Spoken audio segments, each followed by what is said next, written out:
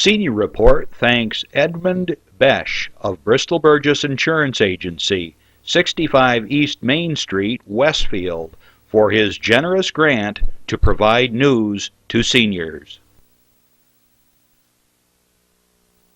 Funding is provided by a grant from New York State Senator Catherine M. Young, representing Western New York's 57th District with a local office in Olean.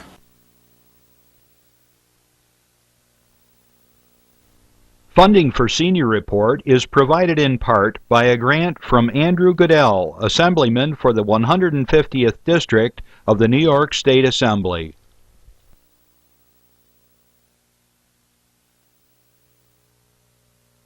Dave Cass and Rick Newell provide funding on behalf of the Lakeview Hotel and Restaurant at the Docks, located on Water Street near the lake in Mayville. Senior Report with Reed Powers thanks Westfield's Schultz Chevy for a generous grant to inform seniors of important news. Over 50 years of service to Westfield by Chevrolet, Schultz Chevy across from the school. The physicians of Jamestown Primary Care are happy to sponsor the Senior Report.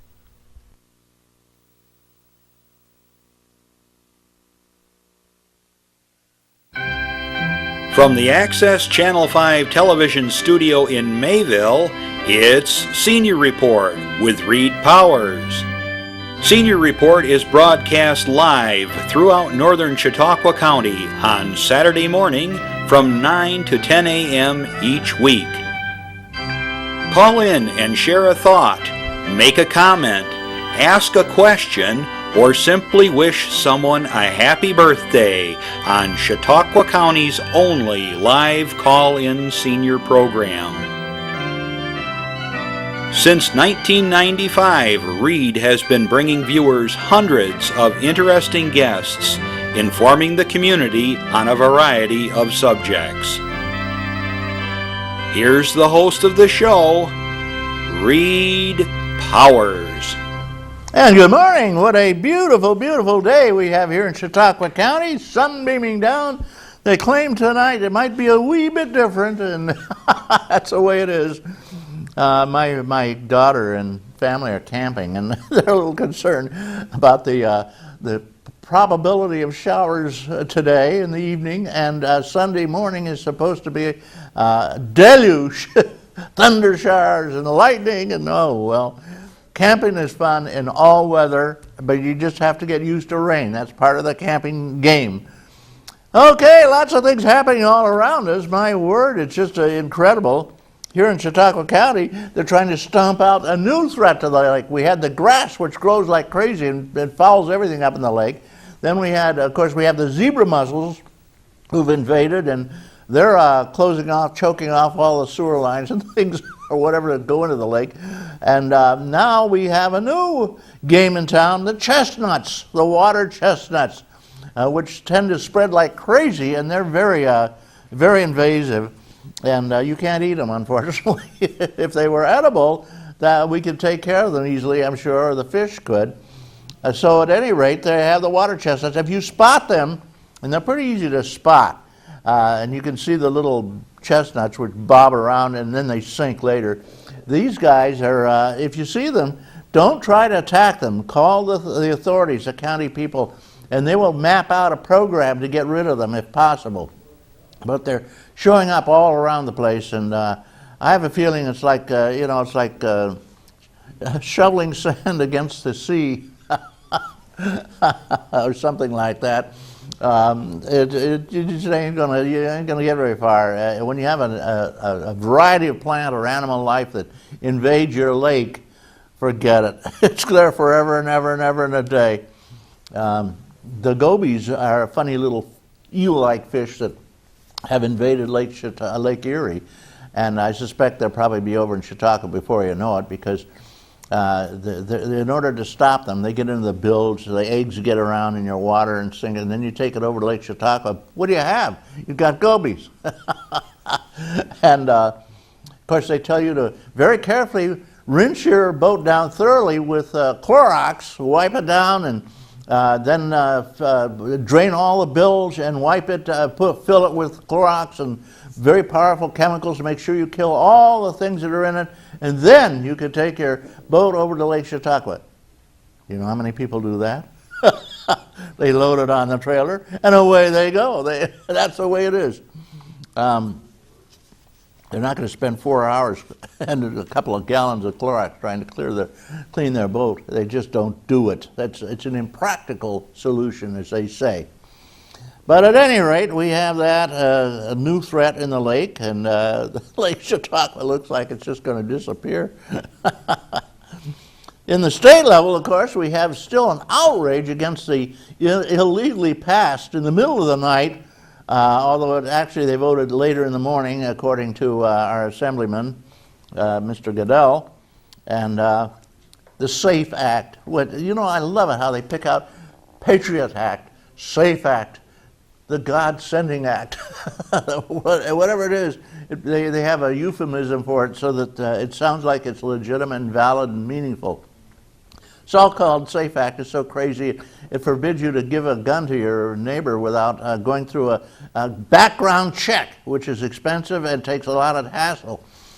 You can't even buy a box of 22s without a background check. You can't buy any ammunition in New York State.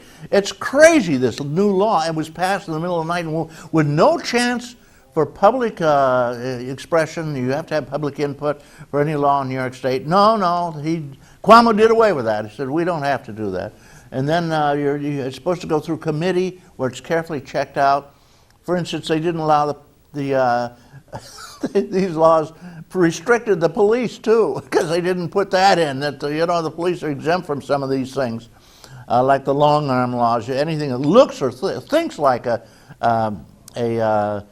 arm of mass destruction, a military type rifle, is now illegal. Everything's illegal. Basically, it's unconstitutional, and it's basically throwing out, saying damn the Second Amendment for the right to own arms, or maybe it is even the First Amendment. I don't know. You know, Doug? Whatever it is. But it's outrageous. Well, thank you, Cuomo. Any chance of getting to be president of these United States, bye-bye. I don't think you could get elected dog catcher at this point because so many people are outraged by this. And God bless our Kathy Young and Andy Goodell. They're trying to get it repealed, but the downstaters have the upper hand, and they're all afraid of our long arms. And of course, they have the most severe pistol laws in the world, the Sullivan Act, which makes it almost impossible to own a pistol down in New York City area. And there are more pistol deaths there than anywhere in the world, just about. In the meantime, you know how many long-arm deaths we had down in New York City? This law that they passed, the SAFE Act against long arms. 0. No one's been killed in the New York area with a long arm in this last year. Thank you, Andy Goodell. All right, enough of that. Cuomo, forget it. Dog catcher, no. The Boy Scouts, I don't know how proud they are of Obama. He was a Boy Scout, the good guy, the caring guy, so forth. Whoa! Secret surveillance for 7 years. Checking your email, checking your Facebook, checking anything you may have used for communication, listening into your phone, tapping your phones, everything. All unconstitutional as far as I'm concerned in terms of your personal rights. But they're doing it, the government's doing it secretly, under Obama's approval. Well, I don't know about that, Obama. And of course, the Internal Revenue Service, which Obama said, I didn't know anything about that. And the Internal Revenue said, it's just one rogue agent, baloney. They found hundreds of them who knew all about it and were very upset about it. Secretly using their power of taxation against the right. Anybody who had connections with the right, which is opposed to the philosophy of the Obama administration, was being hassled by the Internal Revenue, denying their tax breaks, requiring crazy paperwork. They were using the Internal Revenue. And God knows what they're going to do with a private citizen. If they can get away with that with large companies, corporations, and organizations. Oh, thank you, Obama. Uh-huh. All right, enough of that. I've had enough of that. They say, Reed, you're getting heated up again, and there's no need to get heated up because this is what the government's been doing ever since they instituted it back in the 1700s. I'm not sure of that. I think we had more rights back then. I think they respected the Constitution. All right, let's talk about the seniors around here. We have some great senior groups, the Great Belt seniors, very active folks. They're having a monthly board meeting coming up June 19th at 10:15 a.m., and you can bring your suggestions over there. They want to talk about what's going on, and they'll have a potluck luncheon afterwards, and they have a great potluck luncheon, I might add. Come on over. Anybody could drop around, and you might want to join. How about that? Lakeshore Seniors. They meet at that fabulous Dunkirk Senior Center, which is over on 4th, and it's a fantastic place. It's a wonderful center. It's an old school that has all kinds of provisions, a cafeteria, a running, they have a running circuit you can use in the winter, and they have exercise classes, pinochle, anything you want. They are led by Stella Mikulak. I wanted to mention her name. She's their president, doing a great job over there. And the president, according to their treasurer, they're okay financially. That's good. Now, get us, there we go. All right, now we go. Their next meeting is 26. And the people serving the coffee are Kubasik and Jean Kubera. Mount Carmel Social Club, they meet in Silver Creek, and they have quite a gang over there, and if you're interested in getting involved with them, you might want to give a call. They're having a strawberry social June 19th. Everybody's having strawberry socials now. The strawberries are coming in here locally, and they're looking just terrific. I saw on Route 5 there's the Betamy Farm, which is across from the Sugar Shack, has strawberries you pick, and you can usually buy them for half price that way. But the strawberries at the supermarket are looking pretty good too. They're great big fat things, these hybrid things, the size of watermelons, almost. The program committee for the Ripley crowd is very active. They have a variety of activities planned for this year. They're going to have a Northeast Banjo Band, which is directed by Bob Mung. Highlight of the season. There's nothing like a banjo band. We have a guy who plays a banjo and a guitar and everything sitting right here watching. John Hamels. He and Bill, they have a band that is terrific. They sing, their specialty is singing Irish songs. Summer plans, they're going to meet in the park in Mayville they're going to visit, this is Ripley. They're taking an October day trip, 2-hour ride on the Oil Creek and Titusville Railroad. I bet you didn't even know that still existed. They have a great time. They have great picnics and things. They're having a touring luncheon coming up. Get in touch with the Ripley senior citizens and come and visit. You'll like us. Like the lady said on the plane, the guy said, I don't eat this stuff, this German stuff. She says, you will eat it and you will like it. Sheridan, happy seniors. Well, the next meeting is July 2nd for the Sheridan Care seniors. Next meeting, July 2nd. Sheridan, the happy senior citizens on Friday, June 7th. And they had a great time. Oh, they had St. Columbus Songbird serenaded the seniors with a great selection of tunes. From the good old days. They always do the goodies, the oldies. St. Clair 76ers, I got to make a note of that. They have a great bunch over there. They volunteer. They take meals and deliver them. Yeah, can you believe that? Many of them have worked for years doing it.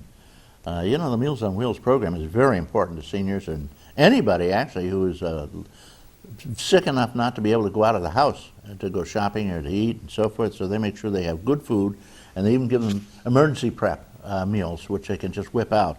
If, say, there's a big storm and they can't deliver the meals, they'll make sure you have something to eat.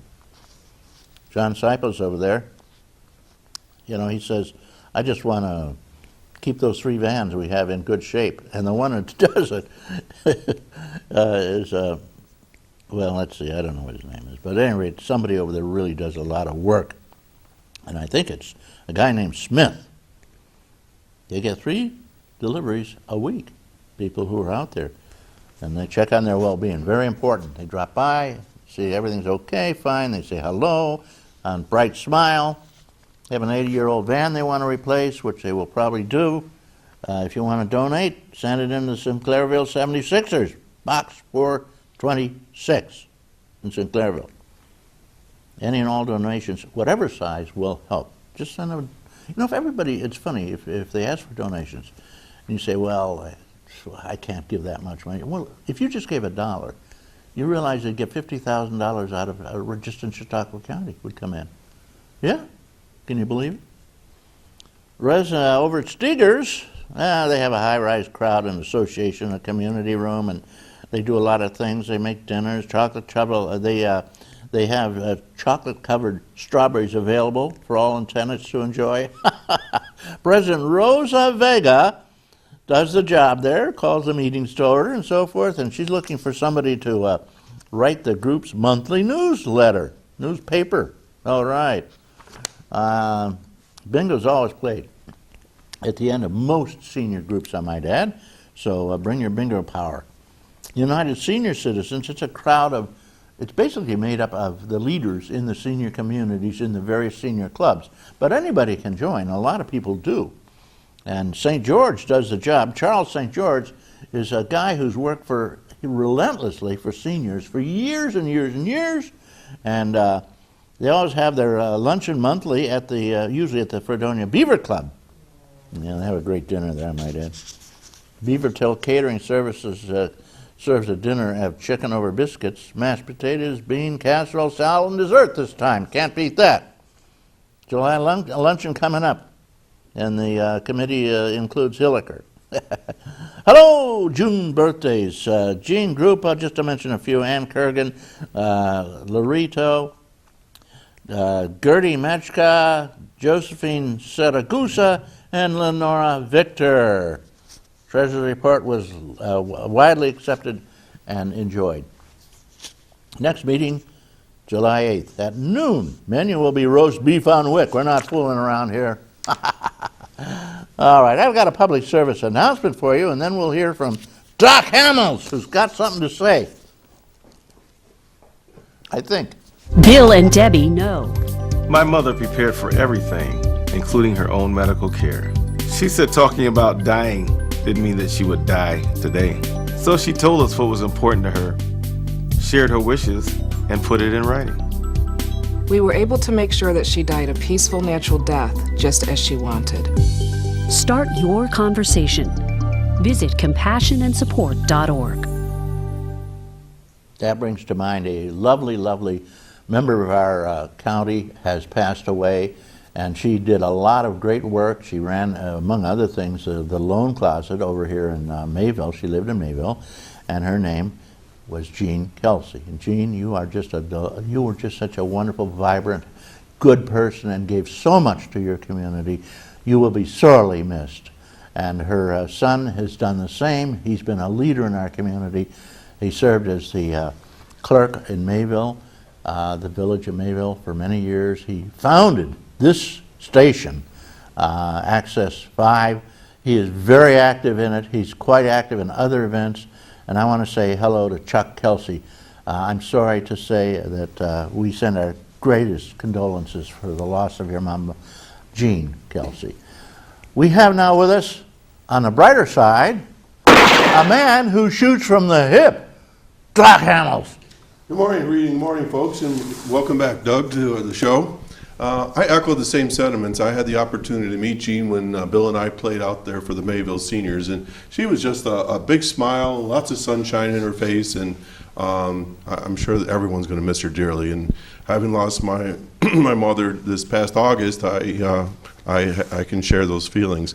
Well, I'm not particularly in a good mood today, Reed. I've been watching the world events. No, really. Usually I come out here and you say, oh, he's going to be all this butterflies and bluebirds and all that baloney. And frogs. All that stuff. Singing frogs.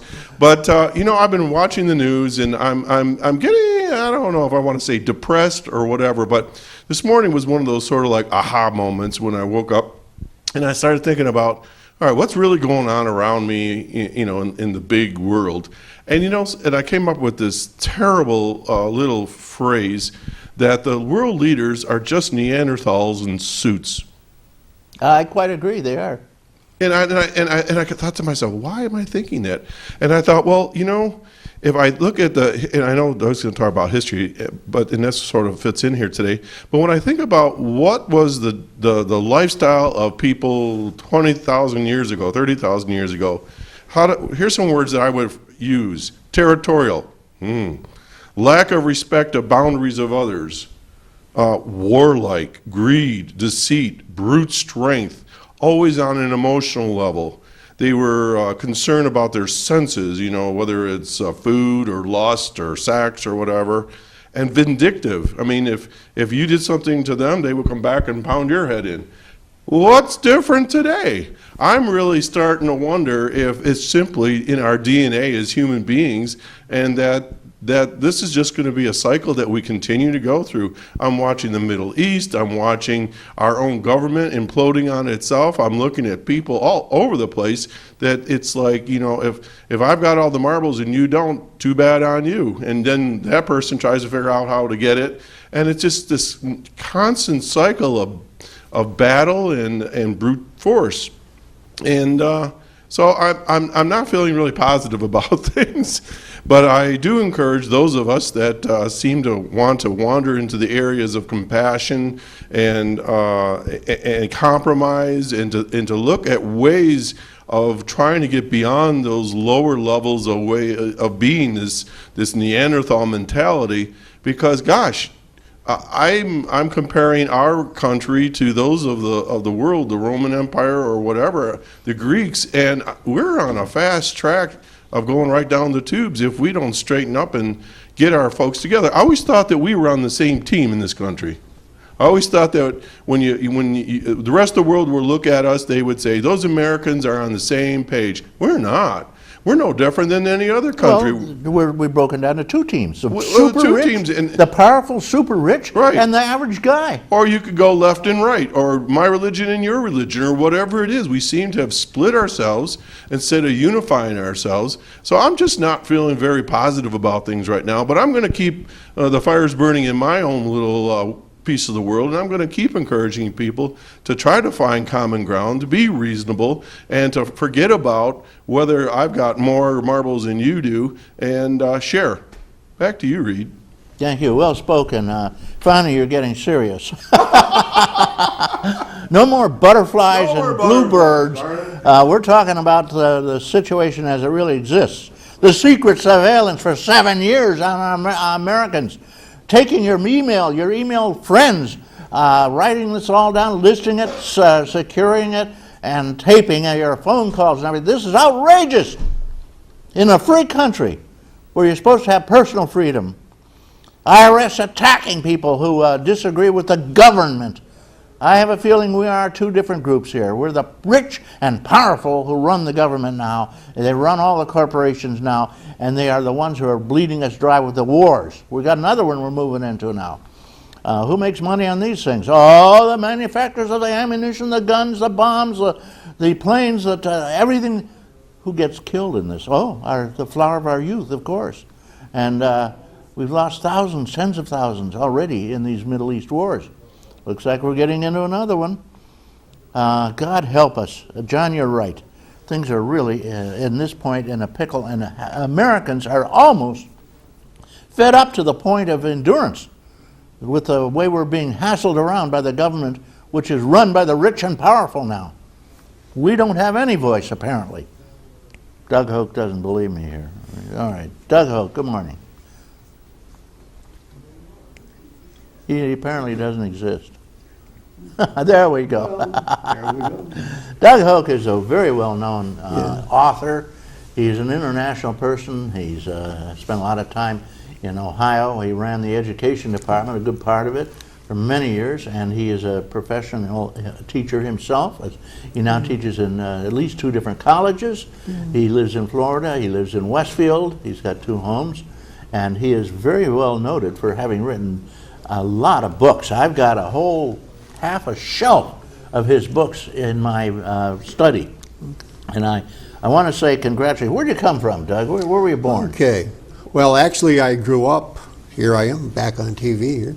I grew up actually in town of Arkwright, which is not too far away from here. A part of Chautauqua County, isn't it? Chautauqua County. Sure. Graduated from Forestville High School many years ago. Graduated from Fredonia State, and I went on and got other degrees from Buffalo State and University of Buffalo. And took courses at the University of Maine and University of Hawaii and Indiana University and what have you. And now I am teaching actually in Edison State College in Florida and teaching also at Barry University in Florida, teaching reading and writing courses. I've actually published a few books now. I think I've published 9 and working on number 10. These are some of the books that I've done. This is actually a number of years ago. We did this one with the Fenton History Center and with the Chautauqua County Historical Society. That's over at Chautauqua Institution, isn't it? Yeah, that's been around. It's been around in various places in the county. And after we did this one, I was asked to do this one for where I happen to live in Florida, which is Charlotte County, Florida. So I did that. And then come out with a couple of books recently. This one was the Peace River Valley. Primarily based upon what happened from 1839 until 1865 in Southwest Florida. Our friend William Seward gets involved in this book. He gets involved when he was Secretary of State. He had to make an emergency trip to Key West and bring back a fellow who was trading for both the Confederacy and the Union. Took him back to see Abraham Lincoln. Abraham Lincoln suggested, well, if we turn him loose, if he gives us a pledge of allegiance, we'll turn him loose because he happens to be a loyal subject of the Queen of England. So they turned him loose and he went back and he joined the Confederate Army. But it was an interesting situation. Who was this again? His name was James McKay. He actually did trading with the Confederacy and with the Union during the American Civil War. With both. Yeah, with both. He made a little money from both sides, actually. He was into free enterprise, I think, Reed. And this book was The Prerogatives of Privilege, having to do primarily with what happened in New York State from around 1800 up and through the War of 1812. Gets involved actually with the battle at Lundy's Lane, which was probably the most violent battle taking place on the North American continent up until the American Civil War. But these are some of the books that I have done. It's interesting you've been talking about the government. The government actually is doing what it's supposed to be doing in the United States these days. Stealing all your money. Well, no, it was set up to be dysfunctional. Okay. They wanted a dysfunctional government when they set it up, and I guess they've been successful. We've had a very dysfunctional government for actually a long time, but we managed to survive, probably in spite of the government, more so than in favor of the government. So the government's doing what it's supposed to do. And we're talking about the human nature, human beings. Human beings probably haven't changed that much in the last, 200,000 years. Human beings are probably still more or less the same as they were. And I'm currently working on a project. I was asked to do a book by the History Publishing. It's a group out of Charleston, South Carolina. And some people have been doing some research, some oil people and natural gas people and what have you. And they have suddenly came to the conclusion that this whole contemporary business of energy, natural gas, petroleum products, using electricity for lighting, all of that suddenly took place unexpectedly almost upon this one very small region upon the face of the earth. This one very small region would be Chautauqua, Cattaraugus, Allegheny counties in New York State, and then the corresponding counties south of us in Pennsylvania. This whole northwestern Pennsylvania, southwestern New York. And that's where the first development of natural gas, petroleum, and then electricity for lighting all took place, all in this one very, very small region. And what happened here has changed the entire world, has changed the way people live now throughout the world. You look at the films coming from China, you see the long lines of automobiles, the traffic jams, all of this sort of thing, all happened, started right here.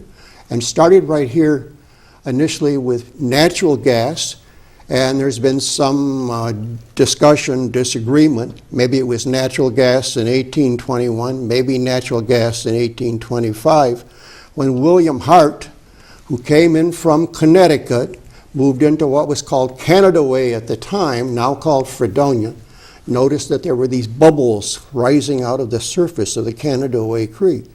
And they found out if you throw a torch out there or a branch, these bubbles would burst into flame. Yeah, we had that in Westfield in the Yeah. Ottaway Park, Right. in the little creek. Right. And we'd take a bottle and break the bottom out of the bottle and shove it down where the bubbles were coming up, and then you could light the top and you'd have a Right. candle going for ages. But what happened was William Houck took his wife's wash tub. Now, he was a gunsmith. He came out of the Connecticut River Valley, trained gunsmith, machinist. He took his wife's wash tub, drilled a hole in the bottom of the wash tub, stuck a rifle barrel in the wash tub, put that over the bubbles coming out of the creek, took a candle, lit it to the top of the rifle barrel, and came into the first flame that was actually burned, a continuous flame. And they used that over Barcelona. I guess Yeah. that's the first lighthouse. Well, he was involved with that too. Now, the point being, up until this point, people had problems coming up with something for lighting during the hours of darkness. Candles were a development, and eventually they came along and they developed the lamp, but the lamp had to burn something called whale oil, and whale oil was very scarce, very expensive. And when they found that you could take and light this natural gas, you had a source of illumination. Now, there's been disagreements. Some people say this took place in 1821. Some people say it took place in 1825. But nevertheless, when William Houck went into that creek and put that wash tub down, he found a source of light, a source of power. Now, he went ahead and dug drilled a 27-foot shaft or so into the bottom of the creek, and then took wooden pump logs. These were pine logs hollowed out, and they used this to transmit or convey the gas to the local hotel, a number of other establishments in Fredonia, Canada Way at that time. And Fredonia has the honor of being the first place in the world to be lit by natural gas. Now, William Houck lived in Fredonia for a number of years, and there's a small street in Fredonia, which is still called Hart Street. And at the end of Hart Street, he had a big field down along the Canada Way Creek there, and he set up like the Hart's Pleasure Gardens in the 1830s, where he had arbors and walkways and flowers and things like this. And he had a big celebration there around the 4th of July, and they had a balloon ascension going up from the Hart's Garden. And the balloon was filled with natural gas. Natural gas is lighter in air, up it goes. And he was involved in Fredonia for a number of years, and then later on got hired by a company in Buffalo to go ahead and develop manufactured gas from coal type of thing in Buffalo. But William Houck was the first person in the world to be involved with natural gas.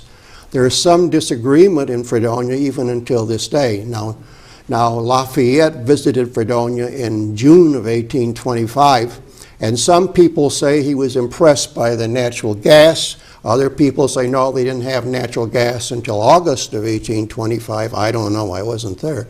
But nevertheless, there were a lot of lights in Fredonia. Could have been natural gas, maybe yes, maybe no, I don't know. Some people say that he just got off the train and he checked out the armed forces there, got back on and went home. Well, he came in on a carriage. It's William Peacock's carriage. Actually, he came from Pennsylvania, came into Westfield, and they were waiting in Fredonia. They'd been waiting, all afternoon, but they had a big celebration in Westfield, and they held him there for Westfield, and he had to dance with all the ladies in Westfield, and it was 10 o'clock in the evening before he left Westfield, took the carriage into Fredonia, and they had the militia waiting at the top of West Hill to greet him, but he didn't get to Fredonia until 2 o'clock in the morning. But everybody was up in Fredonia in those days. Now, at any rate, that was William Hart, and then along in the 1850s, a fellow named Preston Barmore came into Fredonia. Preston Barmore was born in Forestville, attended the Fredonia Academy, and then he got involved with the natural gas in the 1850s. And finally got a number of people in Fredonia to come up with the money to set up a gas company.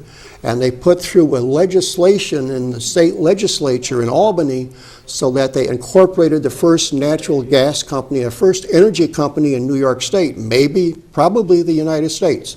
Was done in Fredonia in the 1850s. So Fredonia had a big place. You mentioned Brewer. Yeah, in Westfield. we'll get to him in a moment. I want to talk about him. Okay. Now, Preston Barmore, one thing, he was the person who invented fracking. Fracking. Fracking, yeah.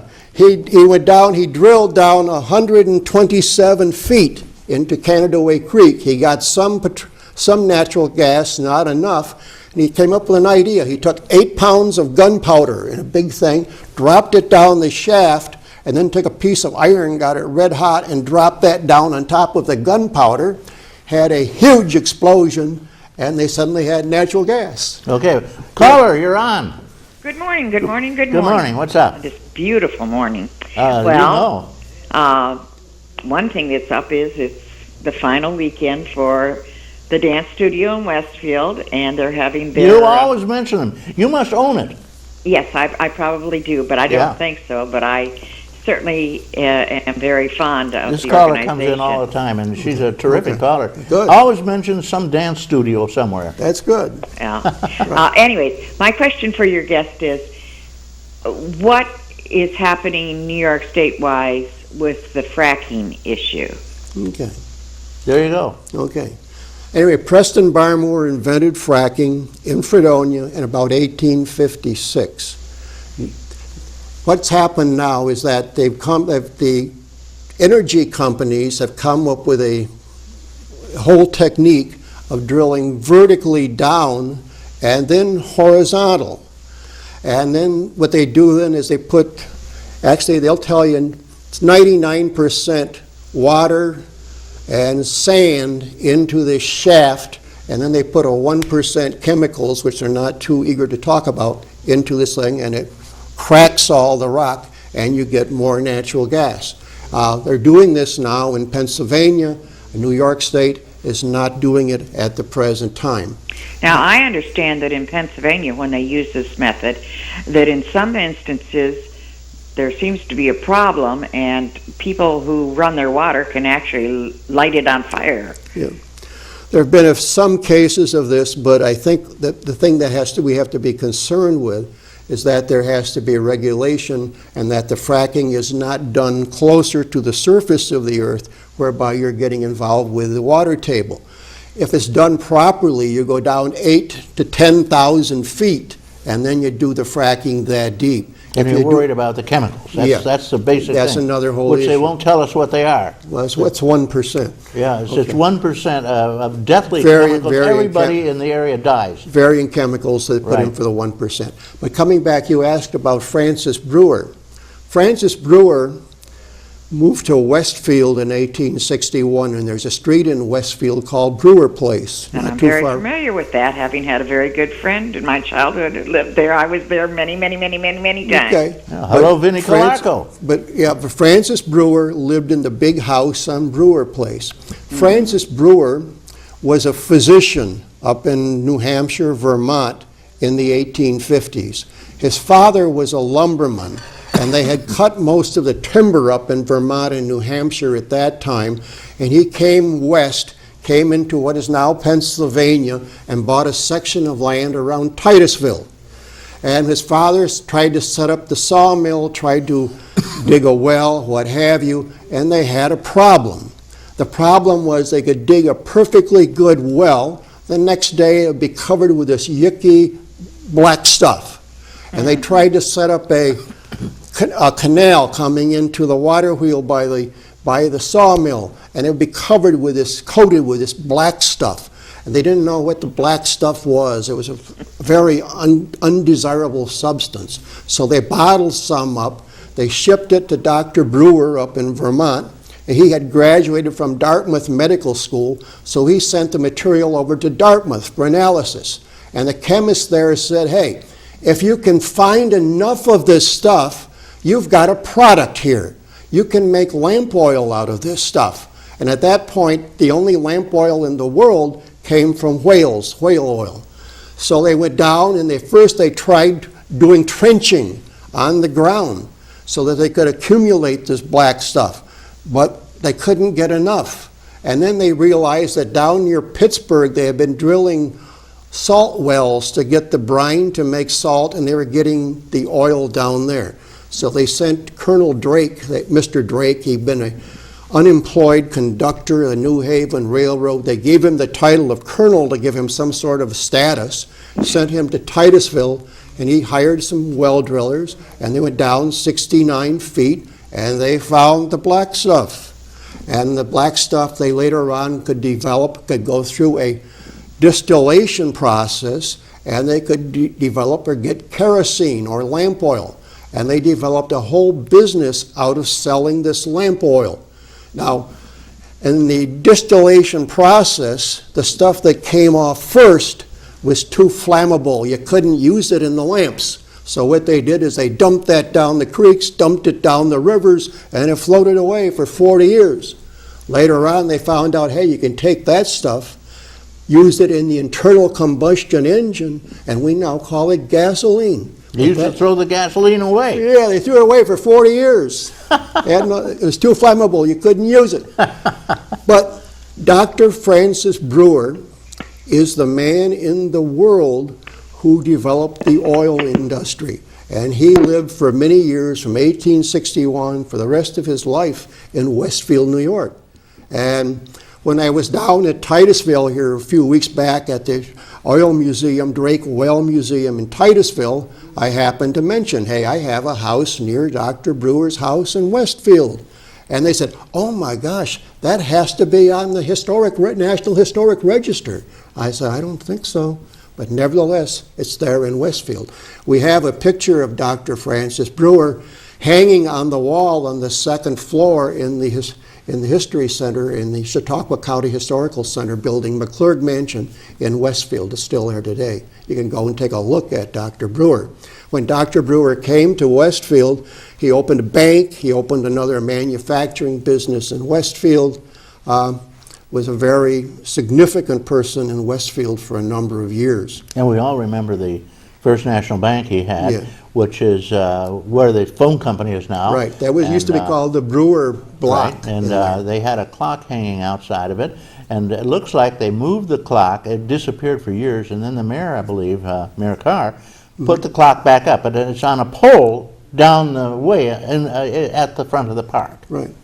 But anyway, that's Dr. Francis Brewer's house is still there in Westfield, and we still have a street named Brewer Place in Westfield. There you go. Well, he started basically the distillation of oil, right? He is Crude responsible for the discovery, the development, and the beginning initial stages of crude oil petroleum. And that would be Dr. Francis Brewer, who lived many years in Westfield, New York. There you go, guys. So we have a lot of history here. Yeah. Now, but so we had the whole situation of the natural gas taking place in Fredonia, Canada, and for a long time they had problems trying to transport or convey the natural gas. Now, Walter Smith, who came to Fredonia, ran the big ashery in Fredonia, and then moved to Dunkirk and established a fleet of schooners on Lake Erie. He wanted a lighthouse in Dunkirk. And around 1826 or so, they put up the first lighthouse in Dunkirk, and he thought we could get natural gas from Fredonia to light the lighthouse in Dunkirk. So what happened is they took these pine logs and they tried to run a pipeline made of this wooden pipe from Fredonia to Dunkirk to light the lighthouse. But they found out that natural gas is lighter than air, and Fredonia happens to be 150 feet above Dunkirk, so they couldn't get the natural gas to go It there. wouldn't go the right way. Well, now you have the lighthouse in Westfield, though. Now, They didn't have any trouble there. a couple of years later,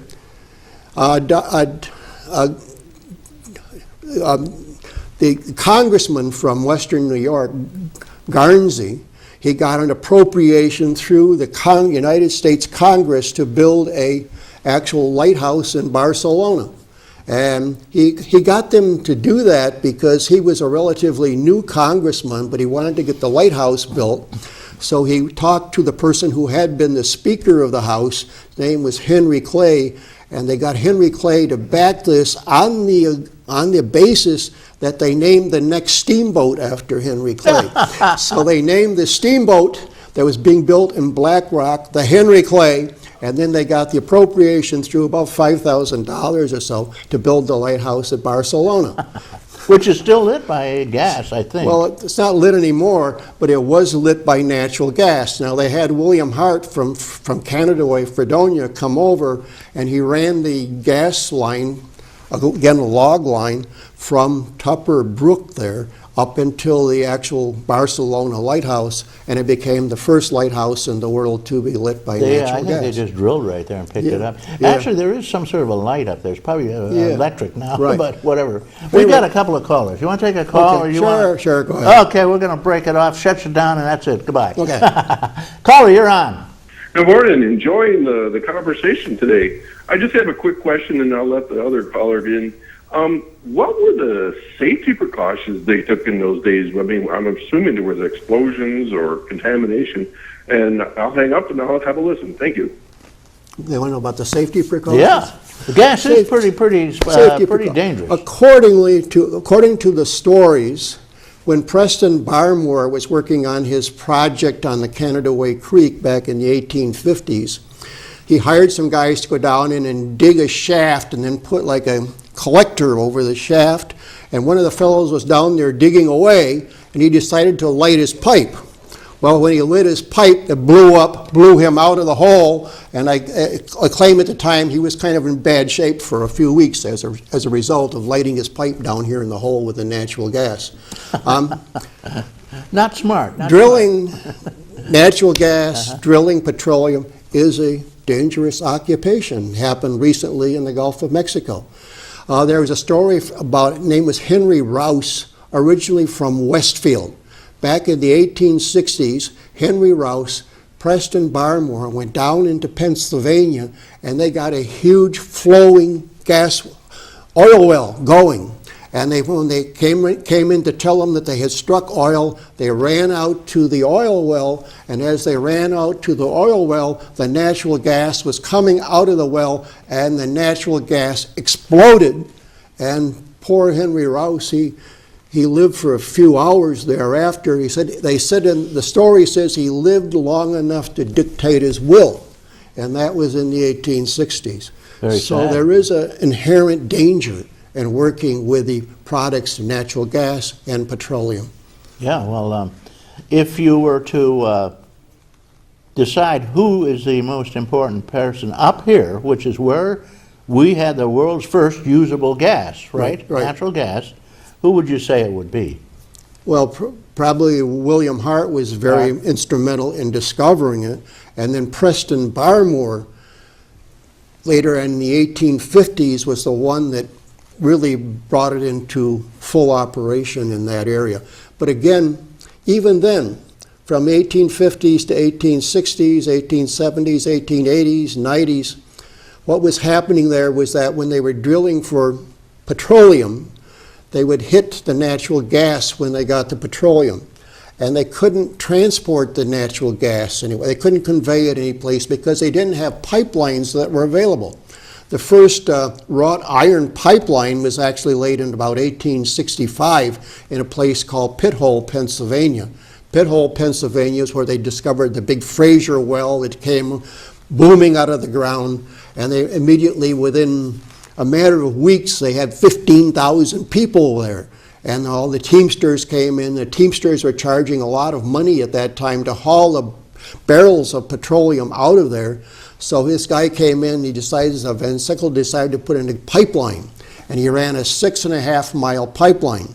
Well, the Teamsters tried to tear up the pipeline. He finally had to get guys with carbines, rifles, standing guard all the way down the pipeline so the Teamsters wouldn't tear it up.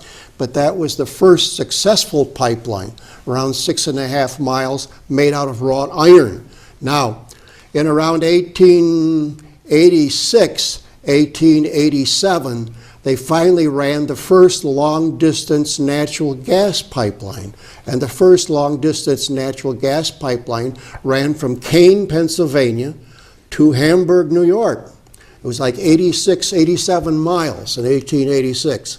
And the people, and they brought in big crews, and they dug the trench by hand, pick, shovel, wheelbarrows, and they laid an 8-inch pipeline through there, and they had 2 big compressors which would push the natural gas through. So until they actually found some way to convey or to move the natural gas from its source to where it was being used, the natural gas was simply burned when it came out of the wells.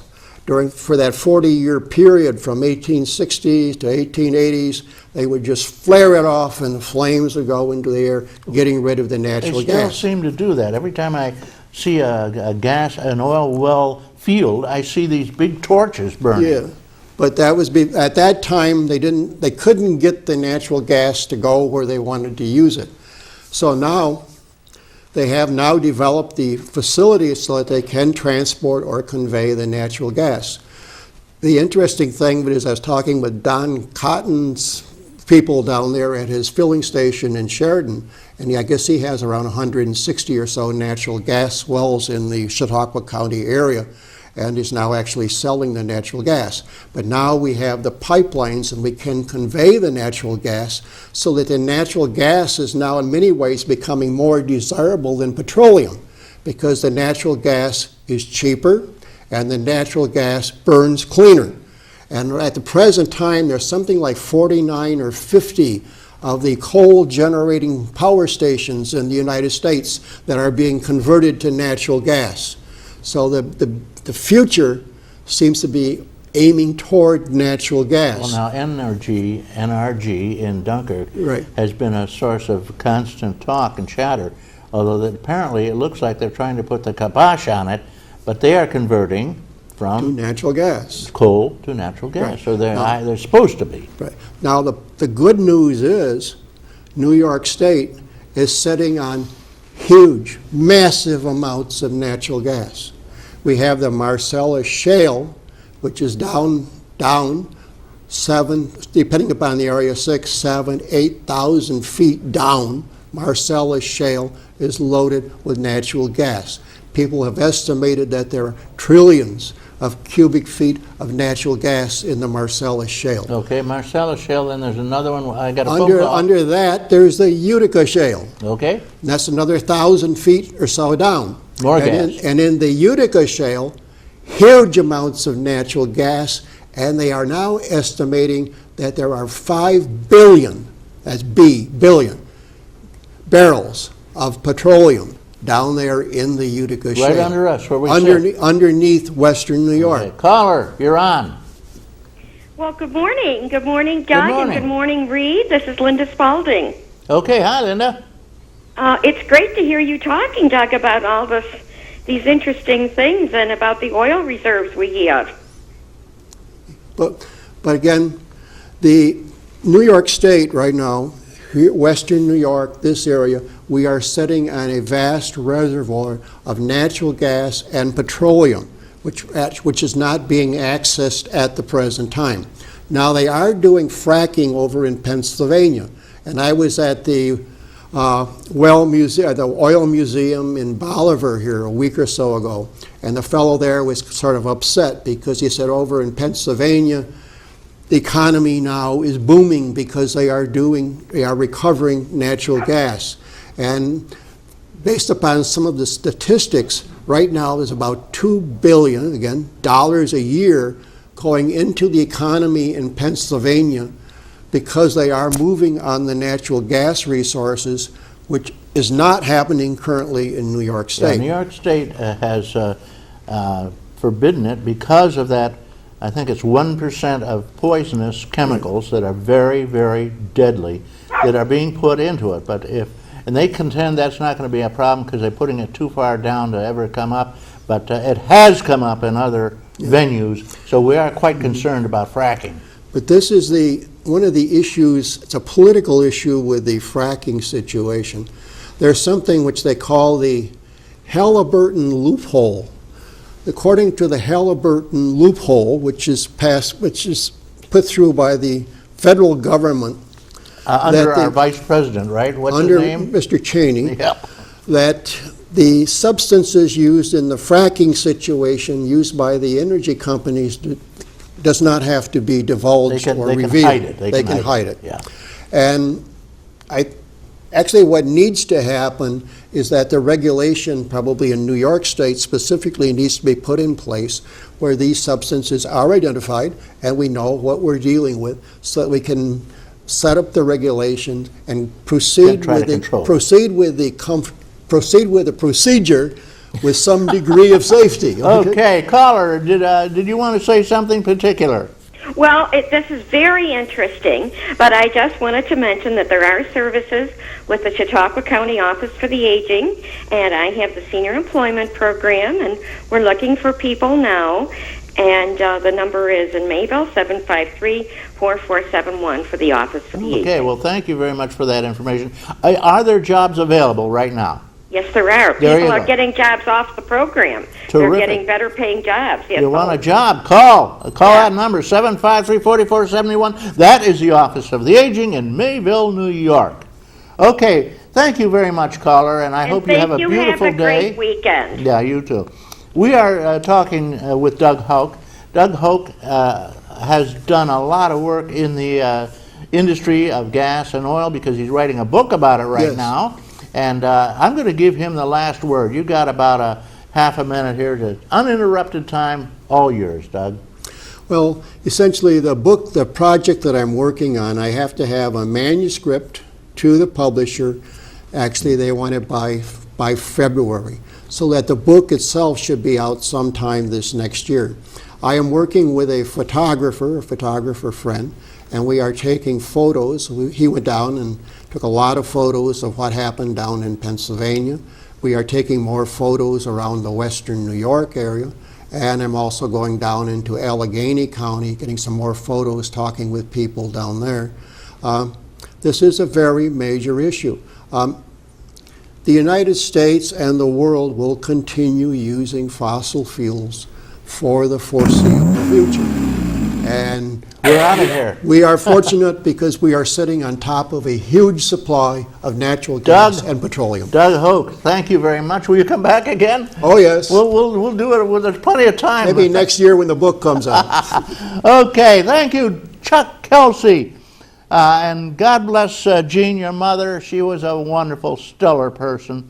I want to thank Devin Taylor, Chris Burt, Randy Burt, Chris Ramaker, Jeff Zook, and John Hamels, who have all put all their best efforts forth to make sure this program reaches you.